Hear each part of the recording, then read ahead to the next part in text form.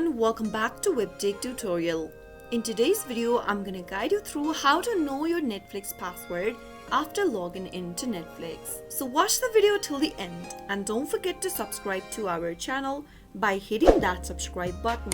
Press the notification bell so that you'll never miss another upcoming upload from us. If you're logged into your Netflix account but you'd like to find the password for your Netflix account since you don't know but you're already logged in, then there is a way you can find out your password. If you've saved your password in this particular device or a web browser while logging into your Netflix account, then you can easily find your password. Simply go ahead and click on the three dots right at the top right hand corner from your web browser you are using and click on the settings button in the pop-up. Now from the settings menu, make sure to open up this profiles option and click on the password option. All of the saved password on this web browser will be displayed on the screen. Scroll down and find your Netflix account web address and click on the eye icon right next to your Netflix password displayed on the screen, which will help you reveal your password.